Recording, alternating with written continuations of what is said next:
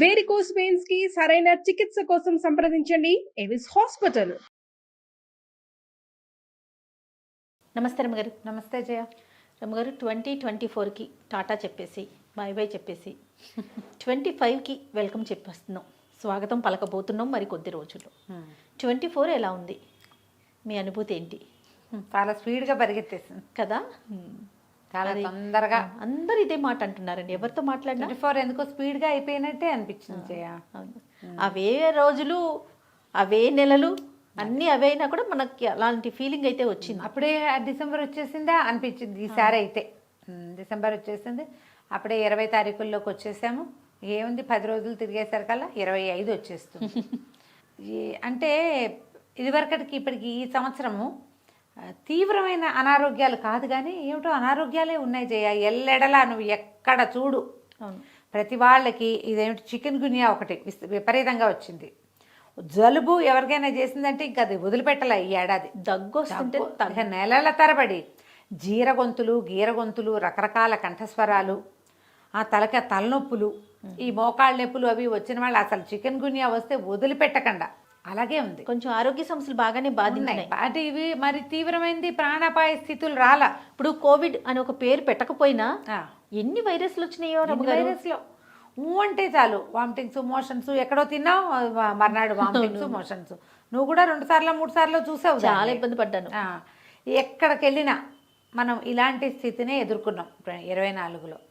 సరే కొంచెము నిరుడి మీద ఈ ఏడాది ఏమైనా మరి కాస్త ప్రమాదాలు అలాంటివి ఒక రవ తగ్గినాయేమో. అన్ని రాష్ట్రాల్లోనూ ప్రభుత్వాలు మారినాయి, కొన్ని చోట్ల అవే ఉన్నాయి. ఏదో అట్లా అట్లా తాపీగా నడిచింది అనుకో. ఇంకొంచెం బెటర్మెంట్ కావాలేమో జయ మనకి వచ్చే సంవత్సరానికి. ఈ వైరస్లకి దొరికిపోకూడదు మనం. దొరికిపోకుండా ఉండాలంటే ఇమ్యూనిటీ పెరగాలి. ఇమ్యూనిటీ పెరగాలంటే ఏం చెయ్యాలి, ఎలాంటి ఆహారం తీసుకోవాలి, మనం ఏమి తినకుండా ఉండాలి. అసలు ఎక్కడికి వెళ్ళి ఏం తిన్నా ఏం తాగినా జబ్బును పడ్డాం. అవును, ఏ ఊరు వెళ్ళినా సరే జబ్బే మనకి. ప్లాస్టర్ వేసుకోవటం, మూతికి ప్లాస్టర్లు వేసుకుని జిప్పేసుకుని ఉండటమే మన సంగతి. కొంచెం హెల్దీగా ఉండటానికి కానీ ఒకటి ఉంది. కోవిడ్ తర్వాత మనకి ఫుడ్ ఇంటేక్ వాటిలలో మనం చాలా జాగ్రత్త పడ్డాం. ఇదివరకు అట్లాగా జనాల్ని కావలించుకోవటాలు అవి మానేసాము. ఎక్కడికైనా వెళ్తే మనం మంచినీళ్ళు మనమే క్యారీ చేయటం మొదలుపెట్టాము. నువ్వు బజార్ వెళ్ళినప్పుడు చూడు, సినిమా హాళ్లలో కూడా సొంత వాటర్ బాటిల్స్ క్యారీ చేసే వాళ్ళే ఎక్కువ కనపడతారు. అవును అవును. తిండి కూడా ఇదివరకటి మీద జాగ్రత్తగా తింటున్నాం మనం. ఎక్కువ స్పైసెస్ వాడుకోవటం, ఈ కషాయాలు అలవాటైనాయి అందరికీ, గ్రీన్ టీలు అలవాట్లు వచ్చినాయి, కాఫీ టీ అలవాట్లు తగ్గించుకున్నాము, కొన్ని హెల్దీ హ్యాబిట్స్ వచ్చినాయి. ప్రతి సంవత్సరము మనం ఇది ఒకటి మాట్లాడుకుంటూనే ఉంటాం. ప్రతి వాళ్ళు ఇన్ని 12 నెలల్లో మనం ఏం తప్పటి అడుగులేసాం, ఏం పొరపాట్లు చేసాం, ఎక్కడ చిన్న చిన్న కరెక్షన్స్ చేసుకుంటే మన జీవితం బాగుండేది అనేది ఒక పునరాలోచన, ఒక సింహావలోకనము తప్పకుండా చేసుకోవాలి. మనం ఎక్కడ పప్పులో కాలేసాం. ఇప్పుడు నీది నాకు తెలియదు, నాది నీకు తెలియదు కదా జయ, చెప్పుకుంటే కానీ ఎవడిది వాడికి మన ముఖానికి మనకి అర్థం కావాలి, మనకు తెలుసు కదా. ఎవడి చేయొద్దాం వాడికి తెలుసు. ఇప్పుడు మొహం చూసుకోవాలంటే అర్థం కాదు, చేయి చూసుకోవడానికి అర్థం ఎందుకు? అది మన సంగతి చూసుకోవడానికి మనకి ఒక జడ్జిమెంట్ అక్కర్లా, మనకి మనమే జడ్జిలం. కరెక్ట్. ఎక్కడ మనం గోతులో పడ్డాం, ఎక్కడ పప్పులో కాలేసాం, ఎక్కడ ఫెయిల్ అయ్యాం, ఇది ఆలోచించుకోవాలి. ఇప్పుడు ఏం చేస్తాం జనరల్గా నేళ్ళ నుంచో న్యూ ఇయర్ పార్టీలే చేసుకుంటున్నాం. ఈ న్యూ ఇయర్ పార్టీ వల్ల ఏం మారింది? వాతావరణం మారలేదు, ఏమీ మారదు. మనం మారేది ఏమిటి? డేట్ మారిపోతుంది అంతే. 25 వేయటం మొదలు పెడతాం మనం. ఒక సంవత్సరం మన జీవితంలో నుంచి తగ్గిపోయినట్టు, చిన్నవాళ్ళకేమో పెరిగినట్టు. అంతేగా, అంతే కదా. పిల్లలు పెద్దవాళ్ళు అవుతారు, మనం పేదవాళ్ళం అవుతాం. అదే జరుగుతుంది. అయితే ఈ మార్పు లేదు, ఏం మార్పు లేదు, దీన్ని మనం చేసుకోకర్లేదు. ఉగాది పండగే మనం చేసుకోవాలి, న్యూ ఇయర్ రిజల్యూషన్స్ అవి ఇప్పుడేం అక్కర్లేదు. ఇలాంటి భావజాలాలు చాలామందిలో ఉన్నప్పటికీ నేను కూడా అలాగే అంటాను, ఇప్పుడేం అవసరం లేదు. కాకపోతే ఈ డేట్ మారిన తర్వాత ఈ డేట్లతో పాటు మన ఫేట్ కూడా మనం మార్చుకోగలమేమో ఆలోచించుకోవాలి. దీనికి ప్రధానంగా ఏంటంటే నేను చెప్పిందే కదా, ముందే అనుకున్నాం. ఎక్కడెక్కడ పప్పులో కాలేసామో ఆ పప్పుని కరెక్ట్ చేసుకోండి. ఎస్. ఇప్పుడు మామూలుగా ఈ న్యూస్ పేపర్స్లో వాటిలలో చూస్తాం జయ, ఈనాడు వాటిలలో పేపర్లలో చూసేవాళ్ళు ఈ సంవత్సరం జరిగినవి అన్నీ ఒకటి రాస్తుంటాడు లిస్టు. ఇవి జరిగినాయి, ఇన్ని అవి జరిగినాయి, ఇన్ని అద్భుత సంఘటనలు, సంవత్సరం ఇవి జరగకూడదు, కొన్ని కావాలి అవి రాస్తారు. మనం ప్రతివాడు మన జీవితానికి ఇదనే ఆలోచించుకోవాలి. న్యూ ఇయర్ పార్టీ ఎక్కడ చేసుకుందాము, న్యూ ఇయర్లో ఏం చేద్దాము అనేది ఆలోచిస్తాం కదా. ఇప్పుడు ఏం చేసాము ఈ ఏడాదిలో, ఎక్కడ ఫెయిల్ అయ్యాము, దేనివల్ల సక్సెస్ అయ్యాము, ఎవరి హెల్ప్ తీసుకున్నాము, అలాంటివి ఆలోచించండి. వీళ్ళకి మనం ఏం చేయగలము, మన దేశానికి మనం ఏమైనా చేయగలమా, ఎక్కడైనా కనీసం ఒక మొక్క పెట్టినా దేశానికి మేలు చేసినట్టే మనం మరే కదా. అంత చిన్నదైనా అంతేగా. మన ఇంట్లోకి ఏ ప్లాస్టిక్ రద్దుని రానివ్వకుండా చేసినా మనం దేశానికి మేలు చేసినట్టే. పొరపాట్లు ఏమైనా చేసామో ఆలోచించుకుని ఏమేం చేసామో వాటిని కరెక్షన్ చేసుకోవాలేమో అని అనుకుంటాను జయ. న్యూ ఇయర్ రిజల్యూషన్ నేను ఏదో ఒకటి చెప్తూ ఉంటాను, పెట్టుకుంటాను, నేను కూడా పెడతా. ఇప్పుడే అనుకుంటాను వచ్చే సంవత్సరం మాత్రం ఈ పొరపాటు చేయకూడదు, ఇప్పుడు ఈ పని చేయాలి. ఈసారి ఇంకా ఏం ఆలోచించలేదు జయ, చేయాల ఇంకా దాని మీద గట్టిగా. కానీ నాకు ఖచ్చితంగా నేను ఒక రాసి పెట్టుకుంటా. అరే కొంచెం లేట్గా చేయాల్సిందని ఈ టాపిక్. 24లో మీకు బాగా బాధించిన విషయం ఏమన్నా ఉందా రమ్మగారు? ఓవరాల్గా మీ పర్సనల్గా కావచ్చు, ఓవరాల్గా కావచ్చు. ఎందుకంటే సమాజంలో ఉన్నాము, నలుగురు మనల్ని చూస్తున్నారు, మన మాట వింటున్నారు కాబట్టి సొసైటీ పరంగా చెప్పండి, తర్వాత మీ పర్సనల్గా చెప్తారు. కానీ పర్సనల్ థింగ్స్ ఏవో చిన్న చిన్న ఇబ్బందులు జీవితంలో తప్పవు కదా, పెద్దగా అంటే పట్టైనవి తక్కువ ఉన్నాయి ఏవో, కానీ అదంత పెద్దగా చెప్పుకోదగినది ఏం కాదు. ఇవి ప్రతి వాళ్ళకి ఉంటాయి కదా. ఓవరాల్గా ఏంటంటే సమాజం అంత హెల్దీగా లేదు అనే అనిపించింది నాకు. సమాజం హెల్దీగా లేదు, జనం ఇబ్బంది పడుతున్నారు, కొన్ని పద్ధతులు మార్చుకోవాలి. ఈ సంవత్సరం ఇంకా వేలం వెర్రి పెరిగిందేమోనని అనిపించింది. మనం ఇతరులని విమర్శించటాలు అవి చాలా ఎక్కువైపోయినాయి ప్రతి వాళ్ళకి కూడా. ప్రతి వాళ్ళని లెగ్ పుల్లింగు. మనం ప్రమాదకర స్థితుల నుంచి బయటపడ్డాం. మనం ఉన్న ప్రమాదకర స్థితి అప్పుడు బతుకుంటే చాలరా భగవంతుడా అనిపించింది, నిరుడు ముందరేడు. ఈ సంవత్సరం మన దారిని మనం విశృంఖలంగా అయ్యి ఎవరో ఒకళ్ళని ఎంతసేపు లెగ్ పుల్లింగ్ చేయటం, ఎవరైనా ఓ చోట కనపడంగానే వాళ్ళ మీద వ్యతిరేకంగా మాట్లాడేసేయటము. ఈ ఏడాది 24లో చాలా ఎక్కువ ట్రోల్స్ అవి ఎక్కువ ఉన్నాయి జయ. అసలు ఎట్లా అంటే మీడియాలో ఉండి మనం ఈ మాట మాట్లాడకూడదేమో నాకు తెలియదు, కానీ పర్సనల్గా కూడా పెద్దగా వెళ్ళిపోయి ఎవరిని చూసి మాట్లాడేసి ఎవరిని ఎక్కడా వదిలిపెట్టలేదు, మనం తోచినట్టు మాట్లాడేసి ట్రోల్ చేసేయటం. తర్వాత బ్లడ్ రిలేషన్స్ అవన్నీ బాగా తగ్గిపోయినాయేమో అనిపించింది. రిలేషన్స్ మీద కదా జనాలు రిలేషన్స్ కి ఇంపార్టెన్స్ ఇవ్వడం చాలా తగ్గిపోయింది జయ. పూర్తిగా అసలు బంధాలు అనుబంధాలు ఏం కనిపించట్లేదు, తగ్గుమొహం పడుతోంది. నేను నా పిల్లలు, నేను నా పిల్లలు. మరి ఆ పిల్లలకి రేపొద్దున మన మీద ఉంటుందో ఉండదో తెలియదు. అది ఎలాగూ లేదు కదరా, అది ఉండదమ్మా. అది నేనైతే అది గమనించానండి. నువ్వు చెయ్యందే మనం మొదటి రోజు నుంచి ఒకటే వాక్యం అంది, నువ్వు చెయ్యని ఏది నువ్వు ఎక్స్పెక్ట్ చేయలేవు, అది జరగదు అసలు, అది జరగదు. ఈ ఏడాది ఎప్పటికంటే కూడా ఎక్కువ మనకి ట్రోల్స్. మనం కూడా ఈ వేరే దేశాల్లో ఉన్న వాళ్ళలాగా పేపర్ల వాళ్ళు, టీవీల వాళ్ళు, మనము అందరూ ఒకళ్ళ వెనకాల పడ్డం, వాళ్ళ జీవితాన్ని తీసుకొచ్చి రోడ్డు మీద పెట్టి అందరితోటి నానా మాటలు అనిపించటము, అక్కర్లేని మాటలు. వాడు ఎవడో పెళ్లి చేసుకున్నారో చేసుకోలేదో, ఉన్నారో పోయారో, అసలు ఒకళ్ళకి ఎవ్వరికీ పర్సనల్ స్పేస్ ఉండనివ్వకుండా చేస్తున్నాము ఇప్పుడు మనం. అంతెందుకు దూరిపోతున్నామో తెలియదు. ఈ పద్ధతులు కొంచెం మార్చుకోవాలేమో అని అనిపిస్తుంది జయ. ఓవరాల్గా నేనైతే అదే ఫీల్ అవుతున్నా. ఎందుకు వీళ్ళని ఇంత చేయాలి, ఇట్లా వదిలేయచ్చు కదా, ఎవరికి వాడి సొంత జీవితం, వాడిని జీవించనివ్వచ్చుగా. ఏమిటో మనకే కావాలి అన్నీ. పోనీ నీ సొంతదేమైనా బాగుందంటే నువ్వు పెద్ద గురువింద గింజవి. ప్రతిదీ గురువింద గింజే కదమ్మా, ప్రతి జీవి గురువింద గింజే. నీ వెనకాల ఎంతో నలుపు ఉంటుంది, అవతల వాడి నలుపుని ఎంతసేపు ఎక్కడ వేరే వాళ్ళని బ్లేమ్ చేసేయటమే అంతే. టోటల్గా కొద్దిగా అది తగ్గించుకుంటే బాగుంటుంది. ఇప్పుడు మనం జనరల్గా జయ న్యూ ఇయర్ రిజల్యూషను లేదా జీవితానికి సంబంధించి ఒక నిర్ణయం తీసుకునేటప్పుడు నాకు అది కావాలి, నేను అలా అవ్వాలి, ఇవి ఆలోచిస్తాం. నువ్వేం చేయాలి దానికి మనం బేసిక్ ఏం తెలుసా, దీనికి నీకు ఒకటి కావాలి, నువ్వు ఒకటి చెయ్యాలి అంటే నువ్వు ఒకటి మానేయాలి అనేది ఒకటి ఉంటుంది. ఒకటి ఇవ్వాలి, ఒకటి మానేయాలి. నువ్వు ఏమి ఇస్తావు ప్రపంచానికి? నీ సాత్విక ప్రవర్తన ఇవ్వు, నీకు అద్భుతమైన పాజిటివిటీ దొరుకుతుంది. నీ మౌనాన్ని ఇవ్వు, ప్రపంచం నిన్ను స్వాగతిస్తుంది.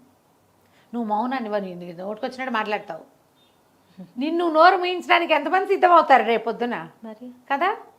ఇదే ధోరణి, మనం ఈ ఆలోచన ధోరణి మార్చుకుంటే భవిష్యత్తు ఎప్పుడు బాగుంటుంది. న్యూ ఇయర్ రిజల్యూషన్ అంటే నీకేం కావాలి, నేను అది చెయ్యాలి, అక్కడికి వెళ్ళాలి, ఇది చూడాలి, నేను సంపాదించాలి తో పాటు, వీటన్నిటితో పాటు నేను ఎక్కడ తగ్గాలి, ఏది తగ్గించుకోవాలి, ఏది మానేయాలి, ఏ రకమైన ధోరణిని నేను అలవర్చుకోవాలి ఏదైనా సాధించాలంటే మనకు ఒక రకమైన లివింగ్ స్టైల్ కావాలి కదా. మరి ఇలా ఆలోచించండి.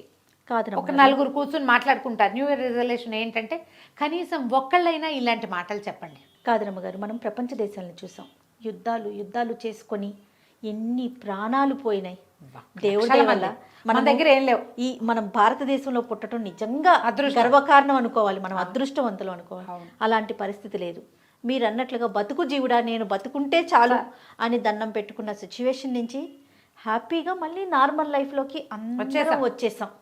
దానికి దండం పెట్టుకోవాలి. ఈ నెగిటివిటీని పెంచి పోషించుకోకుండా ఉంటే బాగుంటుంది కదా. అంతర్యుద్ధాలకి దారి తీసే రకంగా చేసుకోకండి. ఈ అంతర్యుద్ధం దేశాల మధ్య, దేశాలు పెద్ద పెద్ద సమాజాల్లో కాదు, చిన్న చిన్న ఫ్యామిలీ సమాజాల్లో కూడా అంతర్యుద్ధాలే.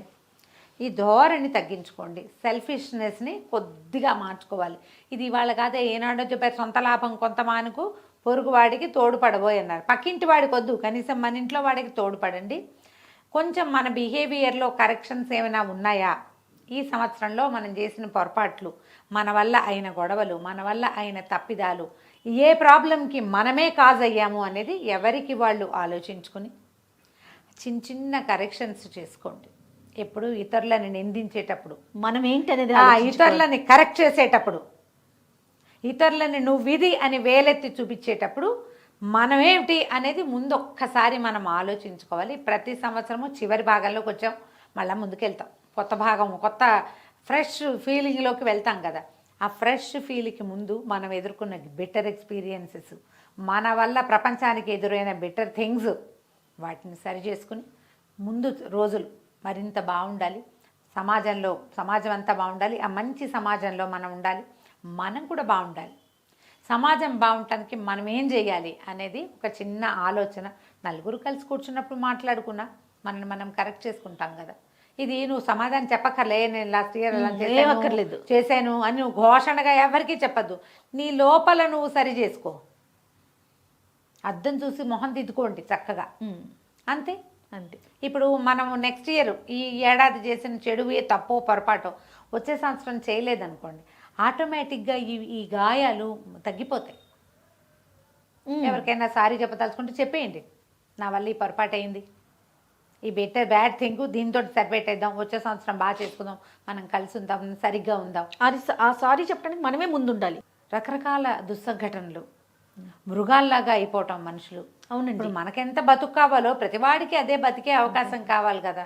ఇక పెద్ద పెద్ద చదువులు చదువుకున్న వాళ్ళు, సమాజానికి ఉపయోగపడాల్సిన వాళ్ళు, అలాంటి ఇంగితం కూడా లేకుండా ప్రాణాలు కూడా తీసేస్తున్నారు. ప్రాణాలు తీసేయటము, ఆడపిల్లల విషయంలో దుర్మార్గమైన ప్రవర్తన. అవునండి, అవును. అసలు ఒక్కొక్కటి తలుచుకుని ఏదైనా పేపర్ చూస్తే బాబోయ్ రేపేం చూడాల్సి వస్తుందో దేవుడా అనిపించేలాంటి సిచ్యువేషన్స్ కొంచెం అవి తగ్గాలేమో జయ. ఎట్లా మనుషులకి నేనే కాదు నాలాగా పక్క వాళ్ళు కూడా బతికే అవకాశం ఉండాలి అని ఎందుకు అనుకోవట్లేదండి. రోజు రోజుకి అలాగే వెళ్తోంది సమాజం. ముందుకెళ్తామంటే ఎలా ముందుకెళ్తుంది? మనం టెక్నాలజీ ముందుకెళ్తుంది. ప్రపంచంలో ఎక్కడున్న వాడితోటైనా మాట్లాడుతాం. ఎవరికైనా ₹1 పంపాలంటే ప్రపంచంలో ఎక్కడున్నా ₹1 ఒక నిమిషంలో పంపించేయగలుగుతున్నాం. దీంతో పాటు చంపేయగలుగుతున్నాను జయ. అవును, చంపేస్తున్నాము, నాశనం చేసేస్తాము, బతికే అవకాశం లేకుండా చేసేయటము. పరమ క్రూరమైంది, మృగాల్లాగా అయిపోవటం. మనిషి అన్న, మనిషి ప్రాణం అన్న, ముఖ్యంగా ఆడపిల్లల ప్రాణం అంటే విలువ లేదు. పురుగును చూసినట్టు చూసి నలిపి పడేస్తున్నారు. దాన్ని నేలకేసి రాసేయటమే. సమాజం ఎలా, వీళ్ళు సమాజంలో మామూలు మనుషుల్లాగా ఎలా తిరగలుగుతున్నారో ఏమో. వీటికి శిక్షలు లేవేమో జయ, ఇంకొంచెం శిక్షాస్మృతి గట్టిగా ఉండాలేమో అని ఇది పదే అనుకుంటామండి. వెంటనే ఇలా ఏదైనా ఒక దుస్సంఘటన అనగానే చంపేయాలి వాడు అని తెలిసింది, కొంచెం స్పీడప్ చేయాలి.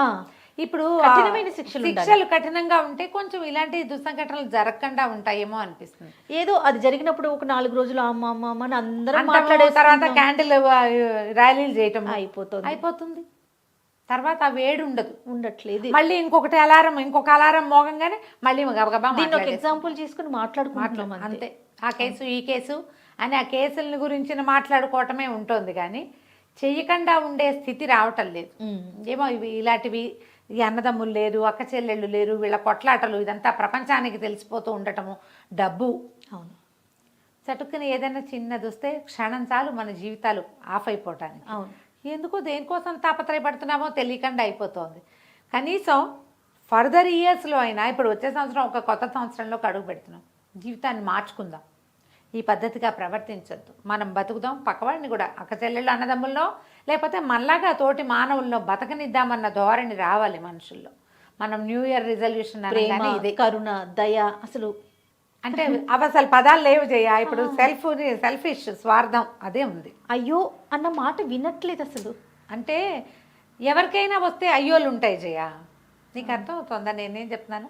మనం ఫేస్బుక్లోనో పేపర్లో చూస్తాం, అయ్యో పాపం అనుకుంటాం. అదే మన దగ్గర ఏదైనా ఓన్ ప్రాబ్లం వచ్చిందనుకో, మనమే ఇంపార్టెంట్.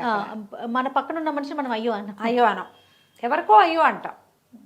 అదే ప్రాబ్లం మన ఇంట్లో వస్తే మనమే దాన్ని సరి చేసుకోవడానికి ప్రయత్నం చేయాలి. నాదే కావాలి, నాదే చెల్లాలనుకుంటాం. మనుషుల ధోరణిలో కొంచెం మార్పు వస్తే బాగుంటుంది. మన ఆరోగ్యం మీద దృష్టి పెట్టడం, ఆలోచన శైలిలో మార్పు రావటం, ఈ రెండు వచ్చే సంవత్సరానికి చాలా అవసరమని అనిపిస్తుంది. మరి తప్పకుండా రమ్మగారు ఇంకొకసారి సుమన్ టీవీ ప్రేక్షకులందరికీ సుమన్ టీవీ ప్రేక్షకులందరికీ కూడా మనం నూతన సంవత్సర శుభాకాంక్షలు.